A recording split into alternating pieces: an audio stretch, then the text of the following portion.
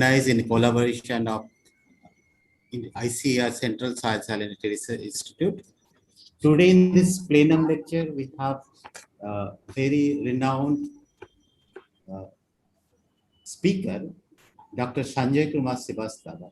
He is the Chief of Disaster Risk Reduction at UN Economic and Social Commission for Asia and Pacific Bank of Thailand. I would request Dr. Dibendu Datta, who is the General Manager, Regional Remote Sensing Center East, Kolkata, this ISRO Center, to chair this session. And we have the rapporteur, Dr. M.L. Rai. He's the Principal Scientist of the ICR CRIJAC, Kolkata. Now we request Chairman, Dr. Datta, to start this proceeding. Thank you. A very good morning, Dr. Barman. Am I audible? Yes, sir.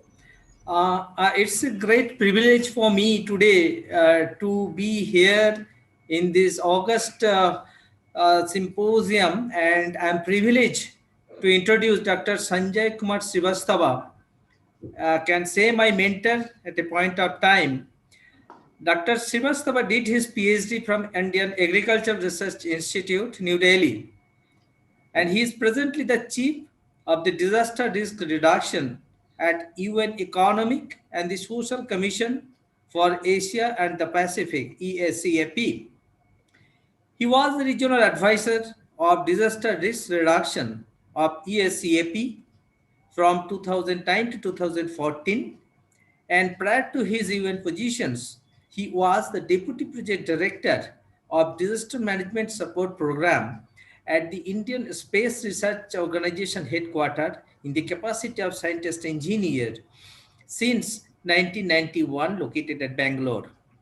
Dr. Srivastava has been a lead author of ESCAP's flagship publication, Asia Pacific Disaster Report. So without wasting time, we are all eagerly waiting to listen to Dr. Srivastava. And Dr. Srivastava, the floor is yours.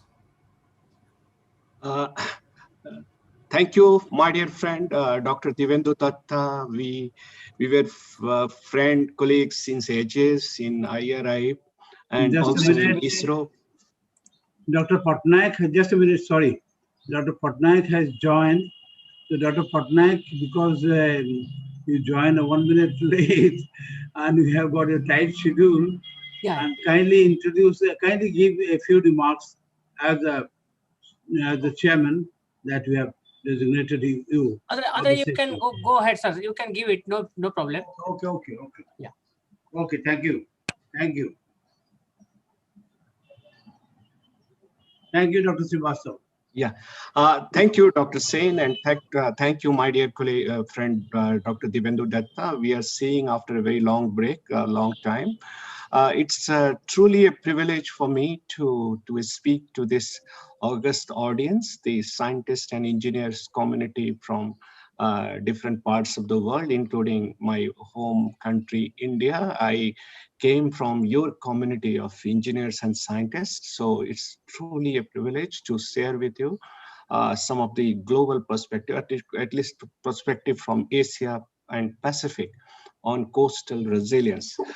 If I start with my first slides,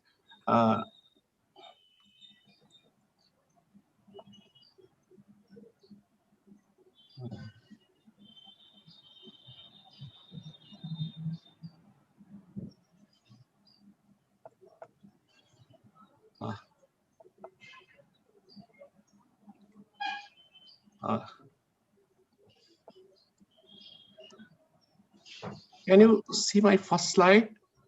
Yeah. Mode, please. Okay. Full screen. You can make full screen. Right.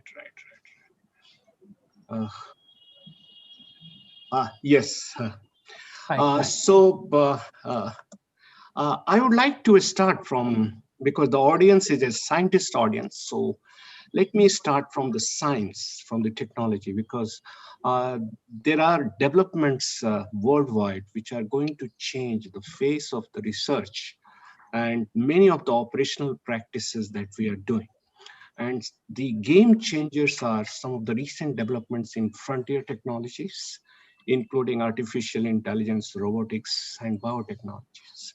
So in my presentation, I will reflect how this is going to change the practices of coastal resilience. Then I would also like to share with you the post-COVID era, which exposed the dichotomy, the real revolution in the technology worldwide. And then how these new technologies are going to set the future, and especially from the climate action to manage the coastal risk. So from this, if I start my first slide, is to bring to your notice, this is our recent report released last month about most of the country after the COVID.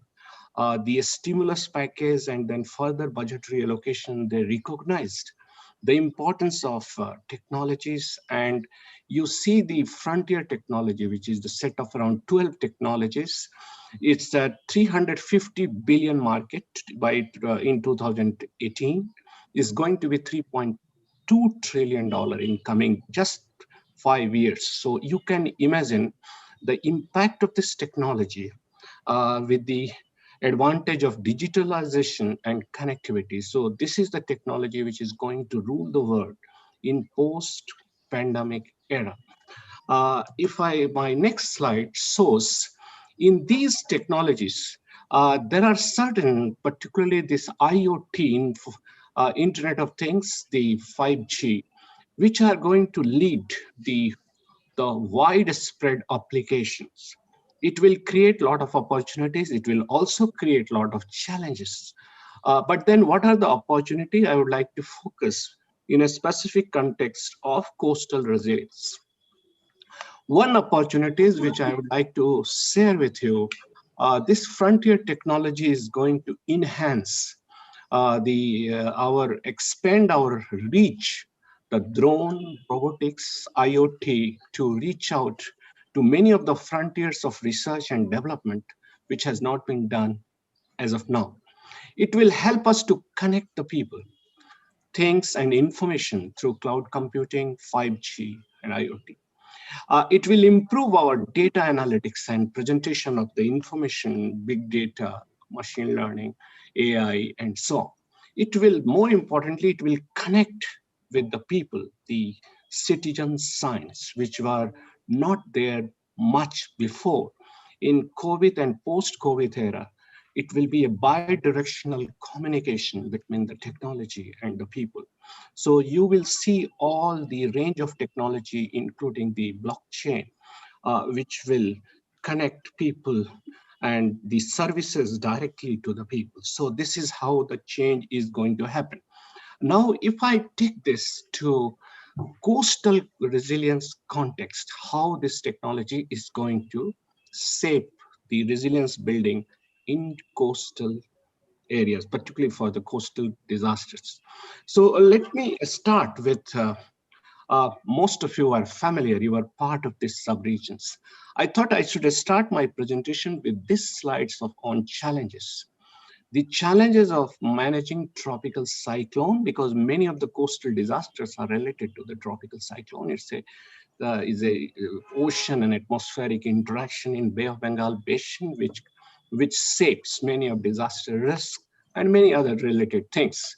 So let me share with you a journey from Cyclone Bhola in 1970 and Cyclone Amphan just last year. If you, just 2 points, Cyclone Bhola, you see the wind speed was around 185 kilometer per hour, a storm surge 6 to 7 meter, and the fatality was 300,000 to 500,000. This is the world's deadliest tropical cyclone ever happened in the history. But if you to see what happened in 2020, Cyclone Amphan, wind speed 260, storm surges 5 to 6 meter, fatality 100, close to 100. So you see the transformation of managing tropical cyclone in world's most deadliest ocean basin, that is the Bengal basin. If you see the recorded history of mortality due to the tropical cyclone, there are 36 deadliest cyclone recorded worldwide, and 25 happened in Bay of Bengal basin. So that speaks volume about the vulnerability of people in Bay of Bengal basins. So how this transformation from Bola to Amphan happened? I would like to tell you, this is what technology can make so much difference to it. The technology of the cyclone, what we call track prediction, intensity prediction, landfall prediction, and evacuating people before the cyclone strikes. There are host of the game-changing activity that happened over the years. But at the core of all these activities is all science and technology of the forecasting the cyclone. But what is going to happen in the second wave of what is called the next generation early warning system is there will be a data which will come from multiple sources. You saw the advances in technology. Then there are NWP, what is called numerical weather forecast second generation model with high powered computing systems and cloud-based, the big data, AI together, dual engine will really generate values. So this AI, in case of multi-hazard cyclone early warning system, will be a big leapfrog in days to come. So my next slide shows a very recent example many of you are all familiar with. This is the data, took it from IMT, my colleague Dr. Mahapatra, Mrityunjay Mahapatra, that their own capacity to predict the landfall intensity and track of the cyclone. You see the accuracy, the level of accuracy, and kudos to the scientific community in India and different places who has made this game-changing possible in Bay of Bengal basin. But what I want to highlight from the international perspective or global perspective is this AI, artificial intelligence, which uses the more than 30 satellite data globally, whether the data from NOAA, this American Meteorological and Oceanographic Satellite, from Japan, from China, from different part of the world, during the time of the cyclone. Those are the what we call the orbiting satellite on the Bay of Bengal. So that data sharing mechanism from the multiple platforms, from a high resolution Earth observation satellite to meteorological satellite, oceanographic satellite, it creates a huge data ecosystem, and that helps to improve the quality of cyclone track prediction, intensity prediction, and that is what has changed the whole game in Bay of Bengal. There are some snapshot. Snapshot is, you see now you use the impact forecasting in new algorithms, the new technology for early warning system, and you are able to reach out those people who are in the proximity zone of between 160, more than 118 kilometer wind speed, and evacuate them. That number is quite large from India and Bangladesh put together. And those people who are in the next level of the risk and third level of the risk, which goes up to the Bhutan, Sikkim, Bangladesh, and Nepal, and so on. So the point I'm trying to highlight, you are targeting not only the dynamics of the tropical cyclone, but the dynamics of the people who are exposed to the risk of the tropical cyclone. If I take one step just to highlight to you, this is the dynamics of the risk. In case of Bangladesh, you see on different dates, how many people were on the track of the tropical cyclone or cyclone Amphan? And in case of India, how many were on the track of cyclone Amphan, particularly is more than 118 kilometer per hour speed. So you are in a position to locate those people who are on type cyclone tracks and evacuate them through your disaster response agencies and forces. And this is one of the best example of what science, what difference technology can make in coastal resilience. So this is yet another example to show who are the poorest people located in cyclone tracks. So we have used Human Development Index overlaid on the vulnerability, and then identified the people who are the most vulnerable, who really needs to be evacuated, and pointed out These are the people who are to be evacuated before cyclone strike.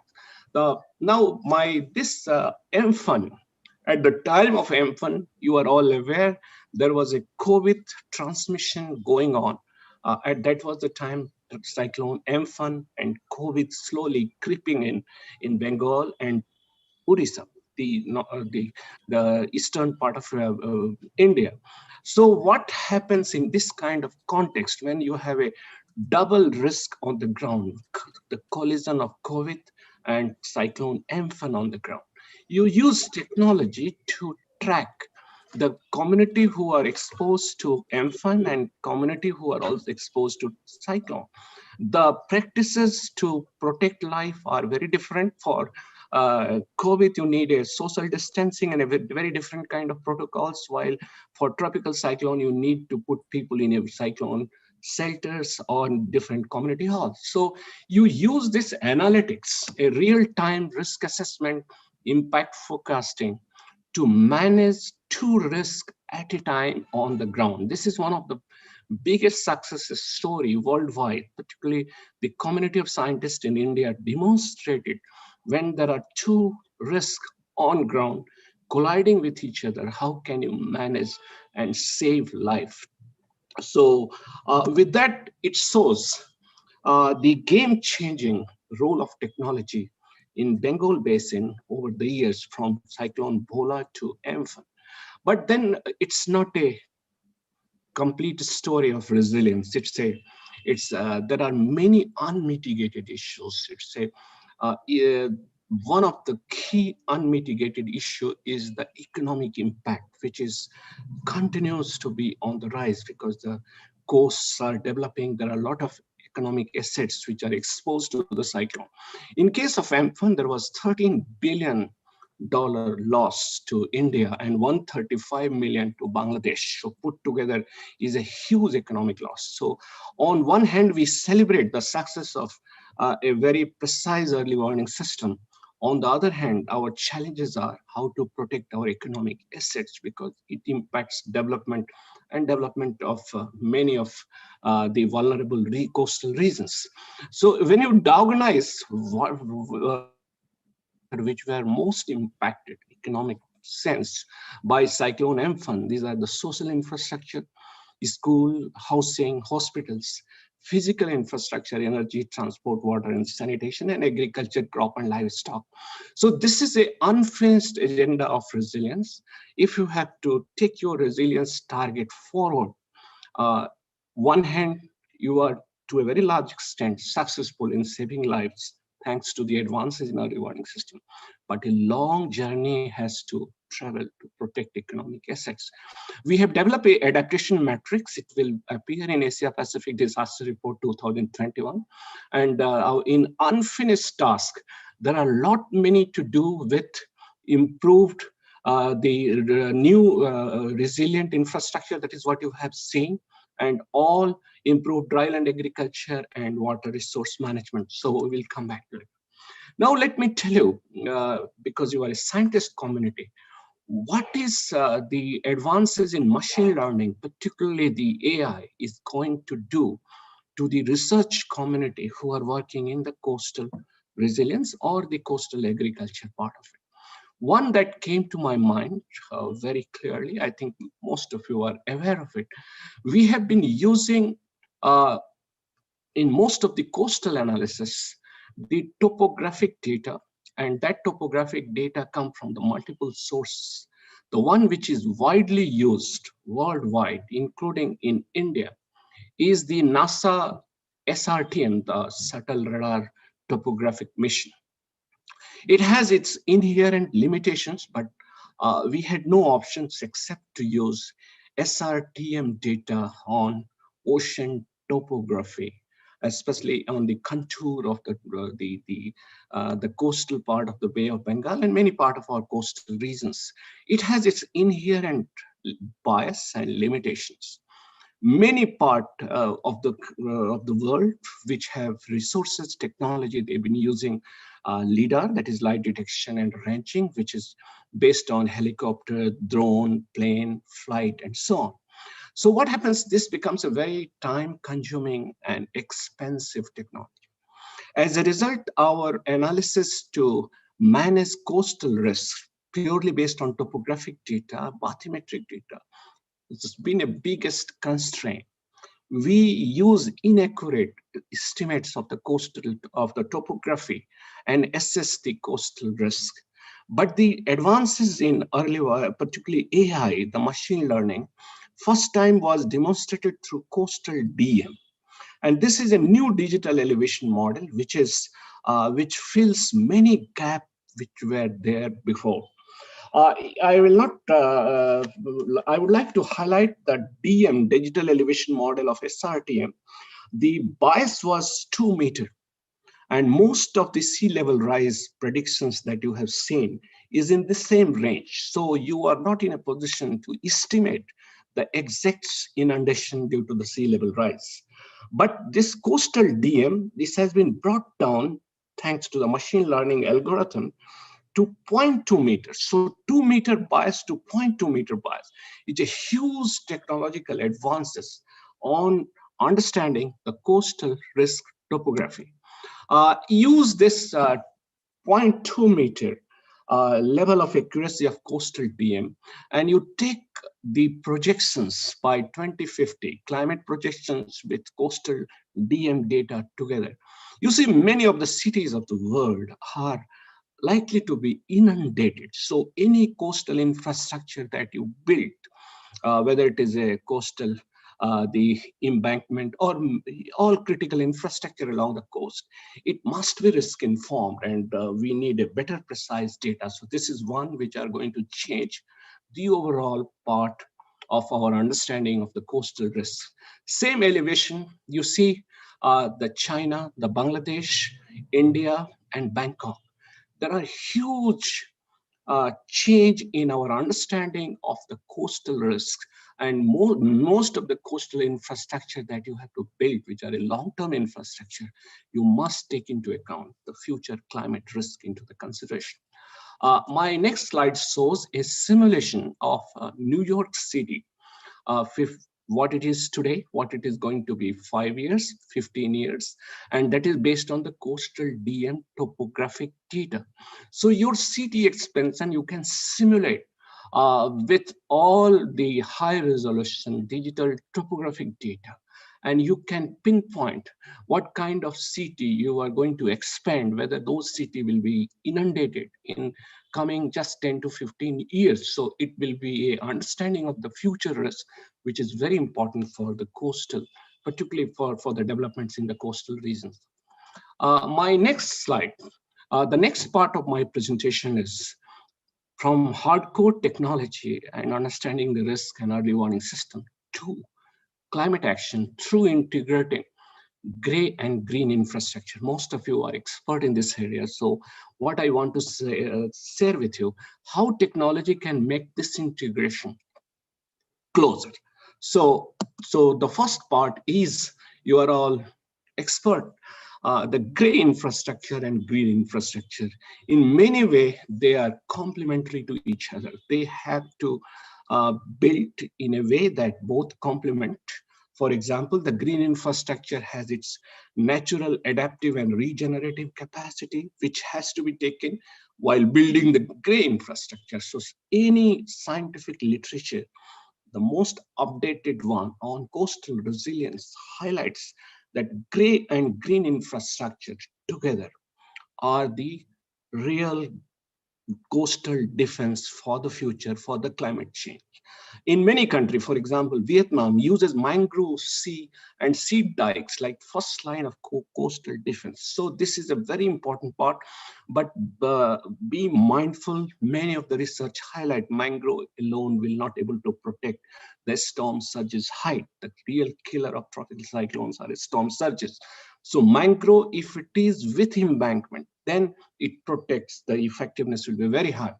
So I come to you as a scientist, what can be done to put both gray and green infrastructure together and to build a long-term resilience to the coastal cities or the coast? Here, the real advances in data science particularly to promote economic risk model with hydrodynamic models together. So these were the models which were hardly, you should say, integrated. It were not nested in the past, but in the recent times, there are coupling of the models which give some very exciting results.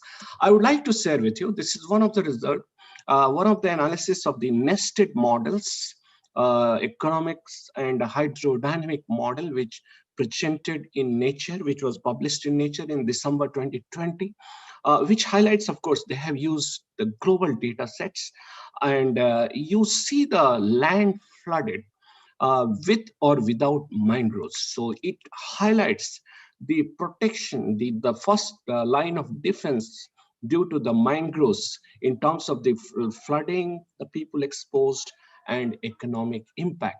But if I take it a little deeper, the global flood protection benefit from mangroves, it 65 billion US dollar per year. This is annual average saving, the protection from the mangroves alone.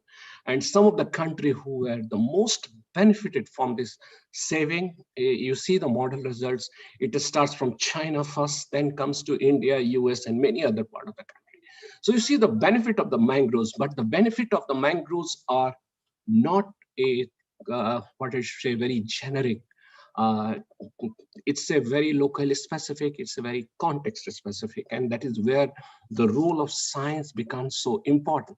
So the context specific is you have to put in place the mangrove gray and green infrastructure together in those areas which are having highest risk in terms of economic exposure or in terms of exposure to the people of the coastal risk.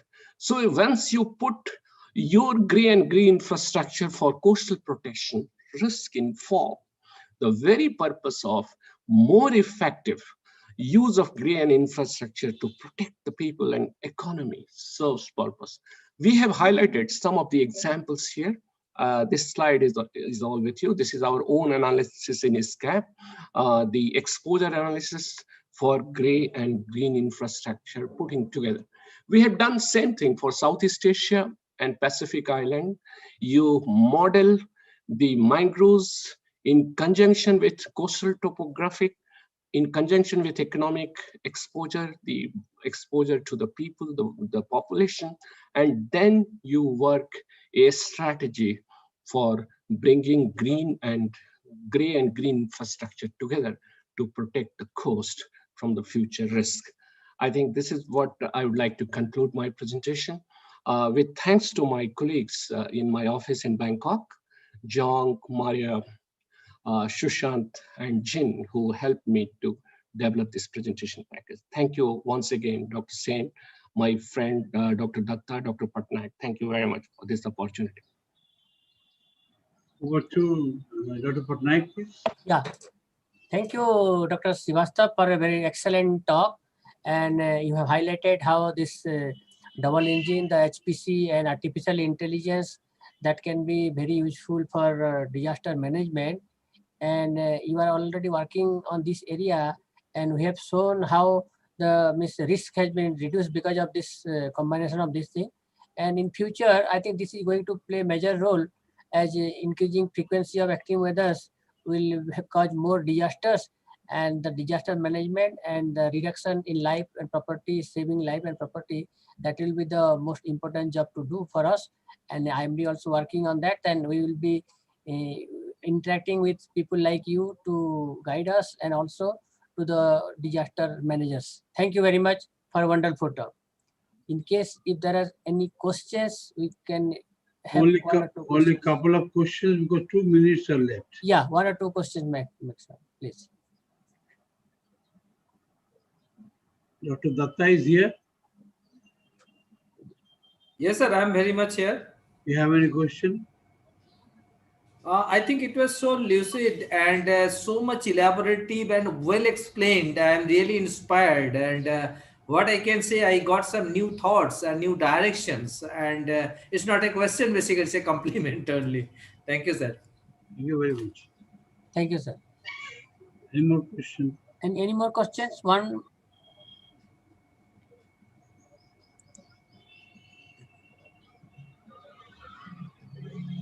Okay. Yeah, okay. If there is no more questions, so let us thank Dr. Sanjay Kumar Srivastav for a wonderful talk on a very important topic. Thank you very much, sir.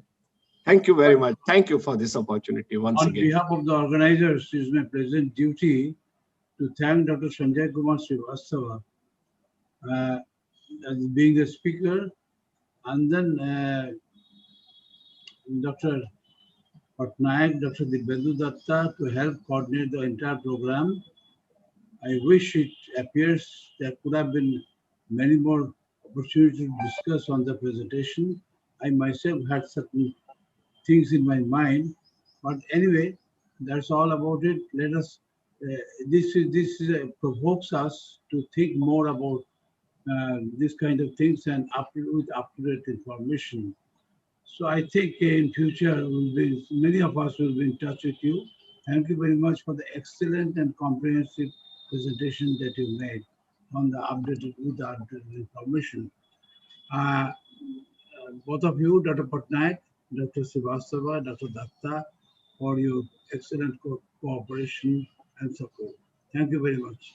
Thank you. Thank you very much. Thank you very much. Thank you, Dr. Singh. Thank you, Dr. Thank you. Thank Now we have very eminent personalities with us. Dr. P.K. Joshi is the former director, South Asia International Food Policy Research Institute, New Delhi, India. He will be deliver the next Plenum lecture on coastal ecosystem, explore value chains processing, and exports for poverty alleviation.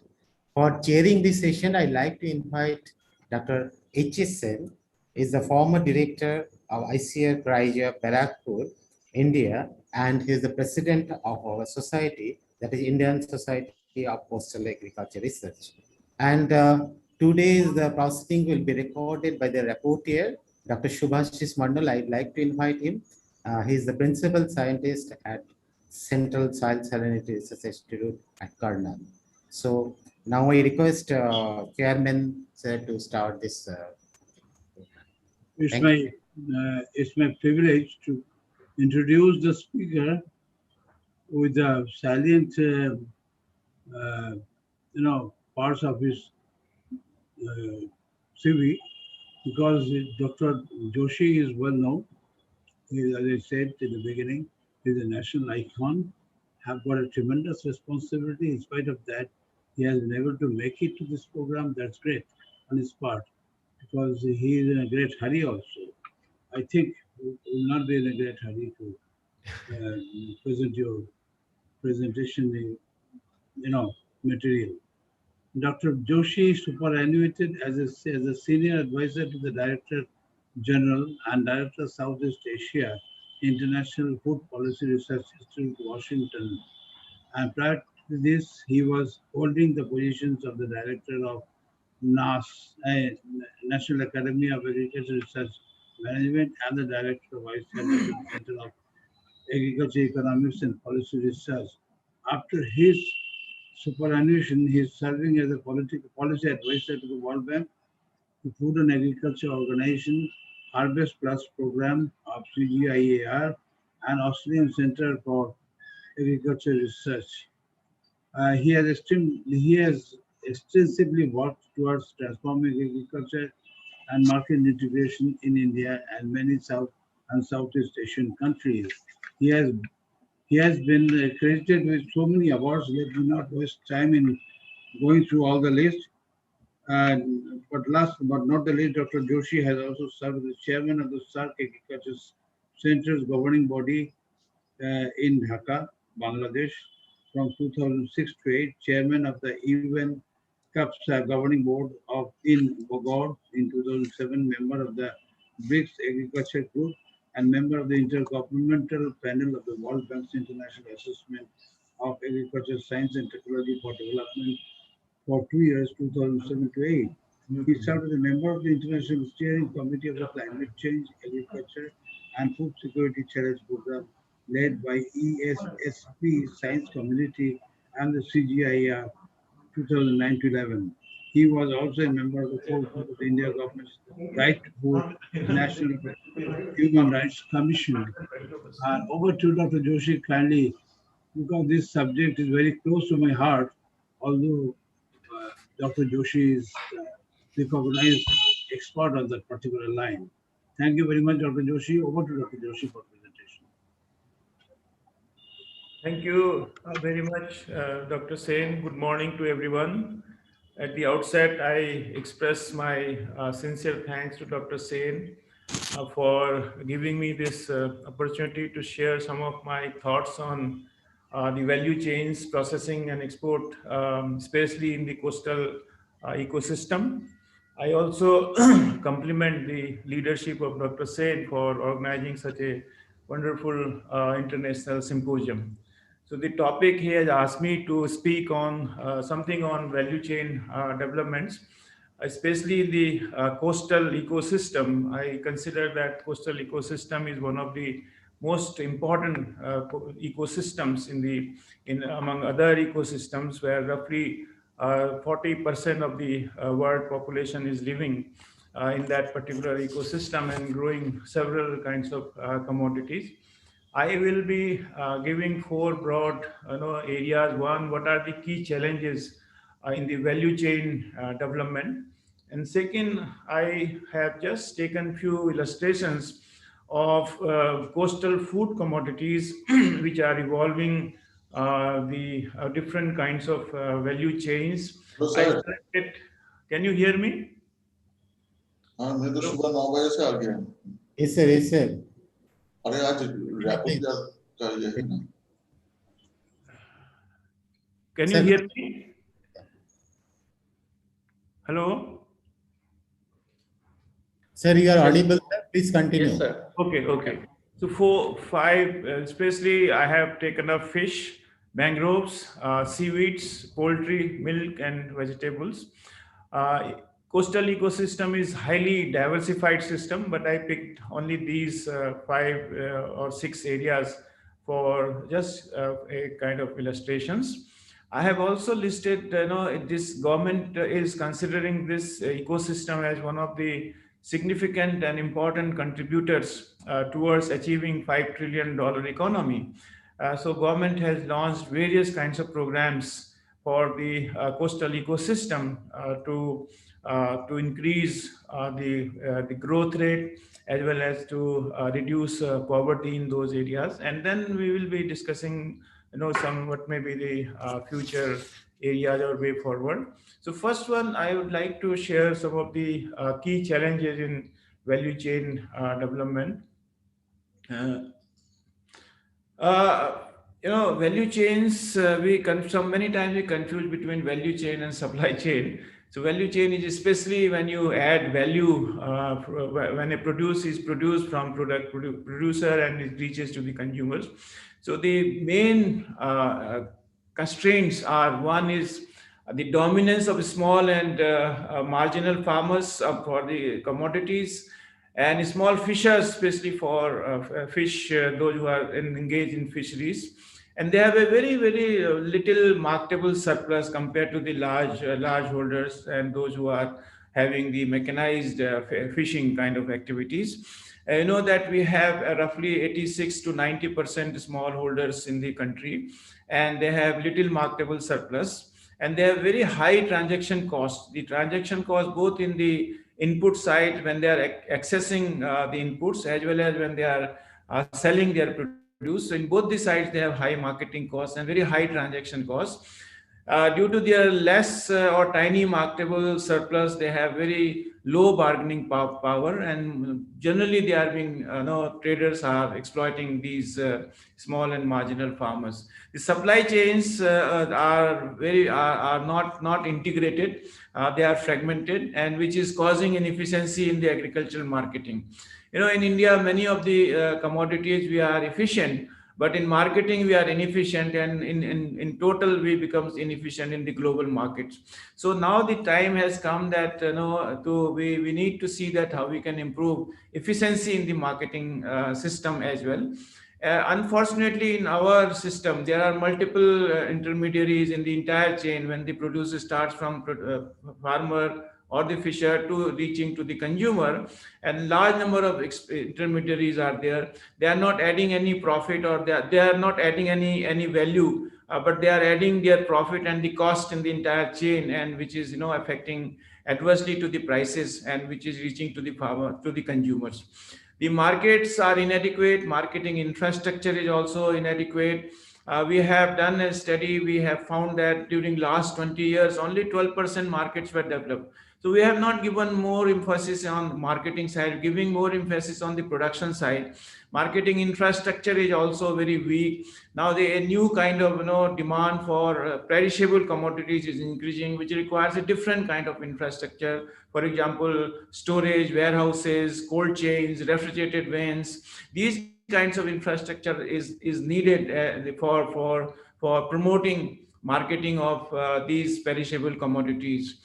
We have huge wastage agri-food commodities, especially of the perishable commodities, and we need to see that how we can reduce this wastage. Price discovery mechanism is not transparent, whether it is of any commodity, whether it's crops or horticulture or fishery or any commodity. The price discovery mechanism is not transparent, except it is transparent in case of milk and poultry sector, and largely due to effective integration of marketing system, and they have well developed the value chains. One is driven by the cooperatives, and poultry is driven by the contract farming. The entire food system is perfectly competitive. We have large number of producers and consumers. We have, unfortunately, we do not have provision of packaging, branding, certification. If once you package a commodity, it adds value. You can sell at a higher price. You brand it, you sell at higher price. You have certification, you sell at a higher price. But we are just our producers are not tuned to these kinds of new innovations, which can be taken up for increasing their incomes. Market information and market opportunities, the information is limited. Food safety issues are, we don't care about food safety issues. There are regulations, but implementations are not there. And the consumers are also not concerned about the food safety related issues. They are not aware about the food safety issues. The demand system is completely changing, but one thing is that the demand for food is going to increase, whether it is coastal or non-coastal areas. The demand for food is growing, and their value-added products is increasing, and largely due to the incomes are rising. The population is, urbanization is taking place, globalization is unfolding. Our taste and preferences are changing. So the food from raw to value added is increasing. Largely, what we have observed, the demand for cereals compared to high value and processed commodities is much faster than the cereals. We have observed that the demand per capita demand for cereals is declining over time, but the high value and processed commodities, high value is, but when I say high value, it means horticultural commodities, livestock commodities, including dairy and poultry, as well as fish sector is increasing at a faster rate. The processed commodities, we are demanding more. And this trend is everywhere, whether rich or poor, or it is rural areas or urban areas, coastal areas or non-coastal areas. So everywhere the trends are same, but the intensity is varying. We estimated that by 2030, how the demand patterns are going to change for different commodities. What we observed that demand for food grains is going to increase by 10%, while high value commodities such as is increasing much faster. For example, milk, it will be increasing by 30%. Vegetable, it is increasing by 50%. Meat, eggs and fish by 100%. Fruits, it is 163%. So demand is going to increase in such a dramatic way. So we need to see that how we can create appropriate infrastructure for these commodities and produce enough of these commodities so that there is no price rise in food markets. The trade opportunities are also increasing, and especially towards Europe, Middle East, United States of America, West Asia. So the trade opportunities are also expanding, and we need to see that how we can harness the opportunities from the trade opportunities. This is, this is a perfectly food system which is well integrated, but unfortunately our existing food system is not integrated. It is a three pillars. One is the production pillar, and we have the consumption pillar, and in between we have, the policies, governance, institutions, infrastructure, all the in between, which are connecting producers and the consumers. And this sector, the middle one, is highly fragmented, which is and also inefficient, which is making the entire food system inefficient.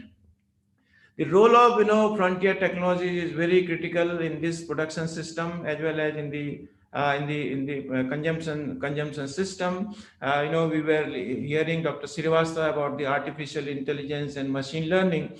In this system also, the behavioral change using the artificial intelligence and machine learning, the behavioral change is being used to, predict the behavior of consumer towards different commodity demand for different commodities. So this will help, how to the production can be responded by the producers, and appropriate policies are required for that. This is the traditional or popular supply chain we have.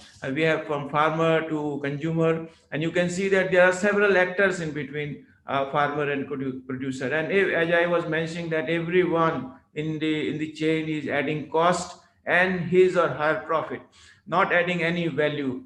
So the farmer is receiving, very less share what a consumer is paying. So we need to see that how we can directly connect farmer as well as consumer. The three farm reforms, the laws which have been acted by the government, is one step towards that, to connect the farmer directly with the consumer, or reduce the large number of intermediaries in between. So we need to see that how we can develop a modern value chain. What are the key characteristics of modern value chain? Modern value chain, it should be efficient one. The cost of, marketing should be least, using the integrating the producers and the middlemen and the consumer. It should be inclusive. There are prices are rising of different commodities, but the farmers are not getting the benefits. So inclusive means the farmer should get the benefit of rising prices. Also, the value addition which has been created, the farmer should get the share of the higher profit or the benefits which the industry is receiving. It should be competitive in the global market. When we talk of the global value chains, our marketing system, our value chain should be competitive, not only in the domestic, transport, but the international transport as well. This should be sustainable value chain. Not that when the demand for a specific commodity or the prices of specific commodities are rising, then only these emerge and then disappear. But these should be sustainable, so that there is a insurance or assurance to the farmers for these kinds of value chains. And the value chains ultimately should be business friendly. These should not be led by the government. These should be business friendly, and the appropriate ecosystem for attracting private sector need to be created, so that the private sector invest in developing these value chains. These are now transforming from rural to urban. Value chains are evolving, at a very fast rate in some pockets. We started having product differentiation. We do not have, in fact, in agriculture and food system, we do not have product differentiation. But now the food industry, which is emerging, which is differentiating product, and then it is giving different kinds of labels, branding, which adds value as well as, concern for the food safety of the consumers. Organizational changes in entire value chains are also changing. The emergence of organized retail, e-retail, this is also completely transforming our marketing system. Innovative institutions are emerging for integrating these value chains. And very important is farmer producers organizations, cooperatives, contract farming, self-help groups. These are, emerging institutional innovations which are going to help farmers increase their profit and share the benefits. So the first example I am taking the fishery sector, which is very, very important sector for the coastal economy, as well as for entire economy. And it is the coastal economy is roughly $3 to $6 trillion per year. It is providing employment opportunities. It is creating a enabling ecosystem, and also from the cultural point of view, it is also providing cultural services, including tourism. Fisheries is very, very important, which is contributing around $100 billion per year and contributing around 260 million jobs global level to the people. Indian coastal ecosystem is also one of the major ecosystems in India, and this includes fisheries and many commodities, highly diversified. And what we have seen that India has significantly or remarkably increased fish production. It was 7.52 lakh tons in 50-51, which went up to 125 around 225 lakhs per tons in 18-19. Fishery is contributing 1.07% to the gross domestic product of India, and it is a major industry employing around 14.5 million people. This sector is one of the fastest growing sector in India after poultry. So this sector, if you compare with the cereals, the fishery sector is growing much faster than cereal and other commodities. There is one study, very interesting study, has been done by my very good friends Shinoj and Ramchandra. They have tried to see a different, if the farmer is having direct marketing and adding value, so how the profit of the fisherman is increasing, and they have concluded that 52 to 68% income is rising as a result of one, direct marketing, and if they do the value addition. The middleman also having higher profitability if he or she is adding value. For example, middleman is adding value, is getting higher profit by 64% compared to non-value added selling. Retailers are also getting benefited as a result of the value addition. So there is a demand for value added products and need to harness the opportunity. The second is the mangroves, which is very, very important to generate income, employment, and environmental security. Globally, we have around 137,000 square kilometer of the total area under mangroves. Sundarbans in India, largest mangrove forest.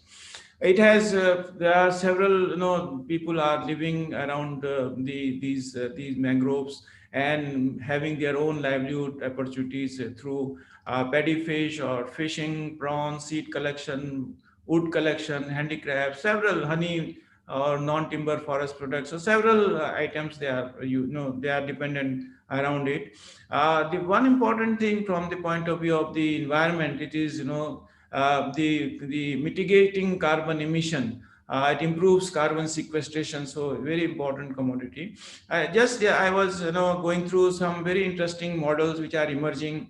One is the corporate social responsibility, Godrej, Boise. They under with WWF they are working, and the conserving the mangroves using the magical mangroves under the magical program. And the mangroves and markets in Vietnam, they are paying the ecosystem services to the people who are living in those areas and conserving mangroves. And they have close tie-up with the importers of shrimp in EU. So EU, the consumers are paying more and paying the ecosystem services to those who are conserving mangroves. The third which is very important commodity is seaweed, which is getting prominence now. Its market share is $16.7 billion which is expected to be $30 billion with a growth rate of 12.6%. India has a very, very tiny share in the entire seaweed cultivation, but now it is being, we are targeting that we will have 12 million tons of seaweed by 2025. And seaweed contribute around 27% of all marine aquaculture. So this is important one for those who are living in that area, in the coastal areas. Seaweed farming is carbon negative, so therefore it can also mitigate the climate related problems. And it has multiple value chains, especially for the processing purposes. It has it basically food, feed, fuel, fertilizers, biofuels, cosmetics, medicine. So several kinds of value chains are evolving for seaweed. 42 countries are producing, but only 7 countries are having 90% of seaweed production. These are, these different value chains, seaweed, and it is for basic utilities, industrial usage, ecosystem services. So several products are there, and for each product, a different kind of value chain is being evolved. India is giving high emphasis to seaweed production. In 2020-21-22 budget recently, which was announced, that it has around 1,000 crores money has been allocated for seaweed production, marketing, and processing. So we need to see that how we can produce more through farmer producer organization, how we can involve the men and women of that area to produce these seaweeds. So other commodities like milk, broiler, and vegetable, they have immense potential to contribute the increase in the income of the farmer. So these are the cases for kind of contract farming or cooperatives, that is innovative institutional arrangement which can help farmer to increase their profitability. So under they go for contract farming, the profitability is more compared to those who are not going for contract farming. Here, the main issue is through transaction cost. The transaction cost is reduced by the those who are having contract farming. Export opportunities are also increasing at a multiple ways. Marine products export is 6.68 billion in 1920. And 80% we are now exporting to only 4 destinations. This we need to see that we export more of the countries, because this is kind of selected countries. If we export, then the other country can have import from. They can choose other countries, so we'll maybe loser. So we may diversify our the destinations as well. Frozen shrimp is contributing 34% and in quantity, and 67% in the value. You can see the value of the frozen shrimp. So we need to see that how we can go for appropriate infrastructure so that we export more of frozen shrimp. Value-added products are also getting prominence in export opportunities. Government has several kinds of programs to support coastal system. One is through technological upgradation of technologies, giving lots of funds for technology upgradation, including packaging, value addition. Government is giving resource funds for the processing, strengthening small and the micro, small and medium enterprises. Value addition and processing, 100% FDI is allowed for automatic route for food processing industry, whether it is fish sector or shrimp or any sector, one can take advantage of 100% FDI. Concessional rates are there for import of the equipments. The custom duty is very low. Income tax exemption is also for those who would like to have cold chains. And government has also established a fund of 20 billion rupees with NABARD so that the food parks can be developed. Recently, government has started one very ambitious program, Prime Minister Matsya Sampada Yojana program, which government allocated 20,500 crores for 5 years to double income of fishermen. Especially this is basically for fisheries sector. It is to ensure a sustainable growth of 9% of fish production. and increase the productivity from 3 tons to 5 tons, so that the fisheries contribution increases in gross value of agriculture output to 9%, reduce the post-harvest losses, increase export earnings, generate employment opportunities, and also increase the consumption of fish, and strengthens fisheries management and regulatory framework through appropriate organizational setup. So this scheme is very important, and the region should take advantage of PM Sampada Yojana. The way forward is, I have listed 5 broad areas for what we need to do. We need to consolidate producers, consolidate their production, consolidate their produce, so that they can take advantage of having a better deal with the traders, or better deal with the buyers. They improve their bargaining power. So farmer producer associations, cooperatives, self-help groups, we need to see that how we can bring those in areas where we have such commodities which have high potential, high income generating opportunities. Micro, small and medium enterprises will play a very, very significant role. So startups can come up for these areas to increase, or to connect with on the one hand with the farmers, second they can connect with the industry. We need to see that how we evolve different kind of institutions and infrastructure for marketing and processing. Marketing reforms are needed as for crop sector. The reforms have been initiated. The reforms of especially the contract farming can also be taken up in the coastal areas, and that will benefit the farming community, especially to realizing better prices, to access to better technology, to finance. And we need to create a business-friendly environment so that more and more investment comes in coastal ecosystem. And I think I was going through to this, what are the organizational setup. I think that there is a National Center for Sustainable Coastal Management. We can have a bigger authority for connecting all the coastal developments, for coastal development, some sort of National Coastal Development Authority, so that different kinds of policies, institutions, infrastructure can be promoted through the development authority. Especially we need to develop the cold storage, warehousing, chilling centers, also promote ICT in this sector. Power sector will play a very important role.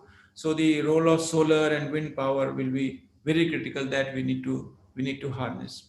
So with this, I thank you very much for giving me this wonderful opportunity to share some of my thoughts. Thank you, Dr. Sen. Thank you, Dr. Joshi, for being so comprehensive in your presentation.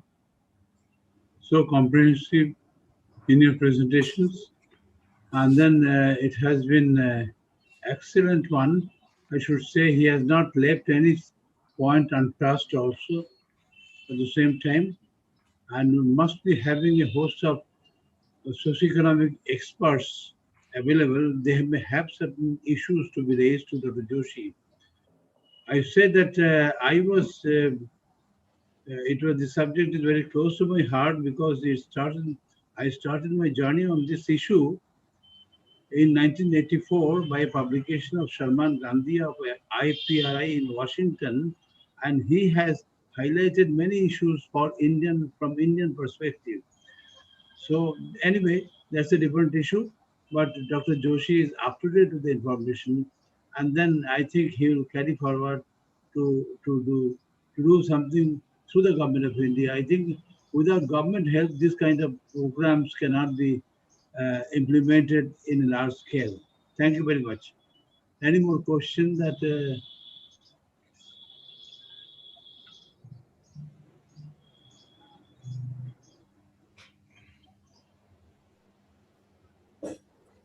any more question? Dr. Subhashish Mandal, being an economist, you have no question? Actually, I have many questions, but I think time is very constrained. So that's why I'm not asking. Okay. You can write to me, I will respond. Yes, sir. Well, I think I will write this. One or two you can flag. Yeah, sir. Actually, what is happening that this grassroots level situation that's organizing these smallholder farmers, there are some of the key problems are coming there. That's real. I mean, for example, this agricultural risk management. So many often that in the macro level that crop losses or these losses are not recognized, but at the grassroots level, when we come to the farm level, that losses is so huge in terms of it's so location specific. So possibly in coastal agriculture where vulnerability is more, so we need some kind of mechanism so that we can address not only at the macro level this agricultural risk, but also at the grassroots level. So how to correlate or the I mean this policy framework so that it will address not only that for example, this natural when it is a bigger scale, then the compensation is coming. But when it is a local scale, that compensation, the farmers are very often they are left out of that compensation. So that is not addressing through the current policy. So if you can highlight on that issues particularly. This is very, very important. You know, risk is a very high in agriculture.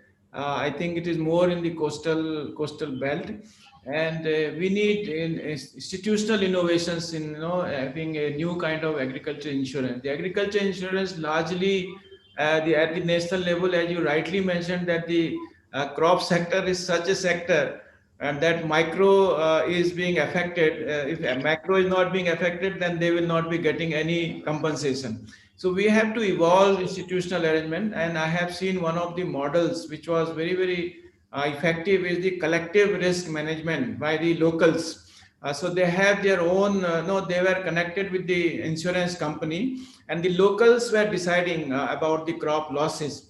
And this is being done by one of the civil society organizations in Tamil Nadu, and the program was very, very effective. And the community, they were having a community of those who are participating in the insurance, and they were deciding which farmers crop has been lost and which farmers has not. And then they will have this risk assessment and the crop loss assessment, and then the insurance company will verify that, and using all the new instruments, mobile and other things, so that they used to evolve, and then the compensation is being given to the farmers.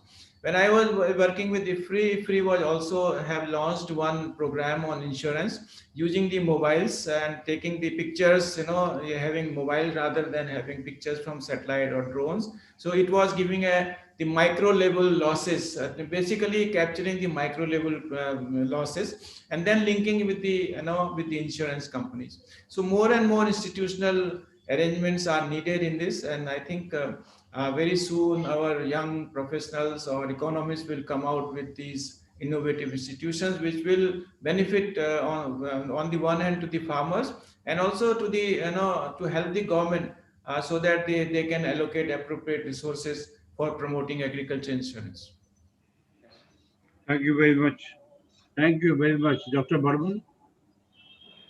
Sir, on behalf of this organization of this international conference, we are express our hearty thanks or gratitude to our speaker, Dr. Joshi sir. So we know, sir, you are very extremely busy. In spite of your busyness, you have given time to us. Thank you very much, sir. And I also express my thanks to Chair, Dr. Sen, and the rapporteur, Dr. Shubhashish Pandal, and all the participants who have joined this plenum lecture. Now, sir, our next program is the panel discussion that will start at 10:45 through different link, but in the same room. So we request all of you, please use your different links for that attending that program. We'll start that session very shortly. Thank you very much, sir. Thank you, sir. Thank you so much.